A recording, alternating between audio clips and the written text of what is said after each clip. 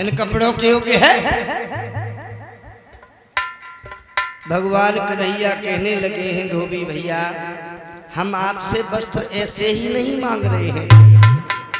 धोबी भैया मैं ये कह रहा हूं कुछ दिन के लिए हमें वस्त्र दे दो, मामा का यज्ञ देख करके हम आपके वस्त्र लौटा देंगे।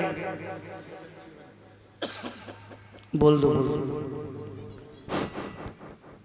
आदरणीय पूर्व विधायक श्री यशपाल सिंह चौहान भागवत पंडाल में पधारे हैं। सभी लोग जोरदार तालियों से उनका स्वागत करें। और मैं निवेदन करना चाहूंगा कि मंच की तरफ ही आ जाएं विधायक जी। सैलू यादव साथ में आए, सुनील लाल प्रधान जी और पूरी टीम उनका स्वागत करना चाह रही है। जोरदार तालियों से स्वागत।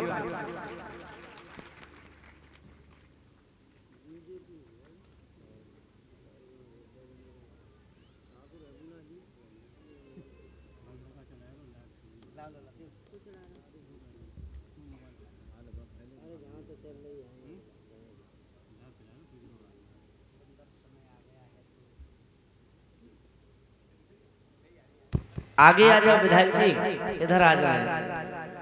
राधे राधे।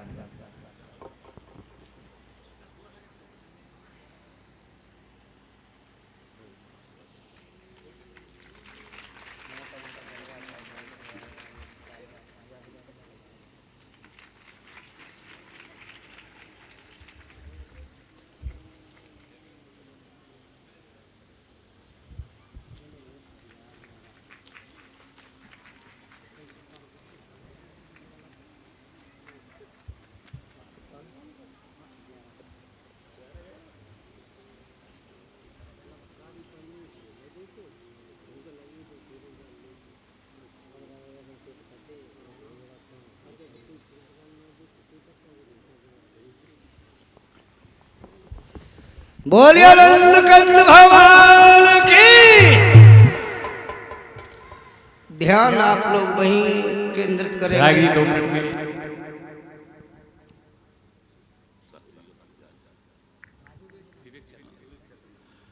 आज बड़ा हर्ष का विषय और प्रसन्नता का है कि सुनील सिंह जी ने ये कथा न कराई होती तो हम लोग आप लोग यहाँ नहीं आते। व्यास जी बैठे, विवेक जी, शास्त्री विवेक जी और उनके साथी ज्यादातर संघर्ष जी कहेंगे कि मेरा नाम नहीं लिया। सभी के चरणों में माता बहन सर झुका के प्रणाम करता हूँ। आज जो कथा राम कथा हो चाहे भागवत कथा, दोनों में कोई तात्विक रूप से आचार्य जी में समझता हूं कोई अंतर नहीं। दोनों के पात्रों का चरित्र बड़ा ऊंचा है, किंतु जो कथा की जाती है शास्त्रोक्त 2 विधाओं का कथा में प्रयोग किया जाता है संघर्षी जी। एक तो व्यास कथा परंपरा से और दूसरी नारद परंपरा। आज मुझे प्रसन्नता है इनके पिताजी जिससे उनका भी मेरा बड़ा स्नेह था और उनके बेटे यहाँ आए, बड़ी प्रसन्नता हुई। तो ये तो दोनों ही परंपराओं का, व्यास परंपरा में संगीत का सहारा नहीं लिया जाता और नारद परंपरा में संगीत का सहारा लिया जाता है।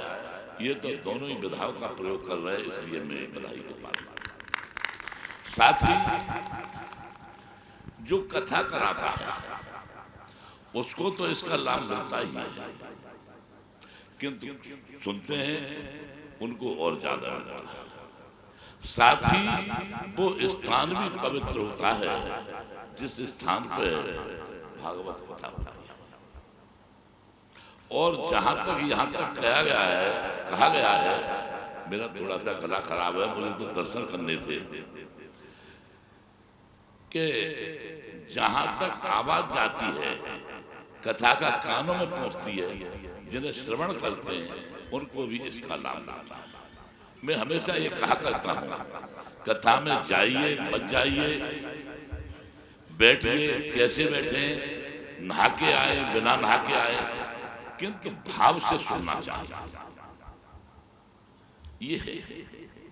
किंतु दूसरी बात, जो भी कथा करा रहे हो, जैसे भी कथा हो रही हो, किंतु उसमें आ नहीं सकते, सुन नहीं सकते, सहयोग नहीं दे सकते, किंतु कहीं बैठ के उसकी निंदा मत करना, ये सबसे बड़ा बात है। मैं ज्यादा कहीं कोई कह के मैं सुनहरी सिंह जी को फिर बधाई देता हूँ, उनके परिवार को बधाई देता हूँ, और व्यासपीठ पे बैठे विवेक जी को भी मैं बधाई देता हूँ कि बहुत अच्छी कथा कह रहे हैं। मैं सुनता, मेरा गला भी बैठा हुआ है, तबीयत भी अच्छी नहीं थी कि मैंने कि या तो भंडारे में आएंगे, आज कह दिया 10 बजे से, एक दिन जरूर आऊँगा। इन्हीं शब्दों के साथ मैं आपसे क्षमा चाहते हुए और व्यासपीठ शास्त्री क्षमा चाहते हुए जय। बहुत बहुत धन्यवाद विधायक जी का। थोड़े ही शब्दों में विधायक जी ने बहुत बड़ी बात कह दी है, क्योंकि राम कथा और कृष्ण कथा में कोई अंतर नहीं है।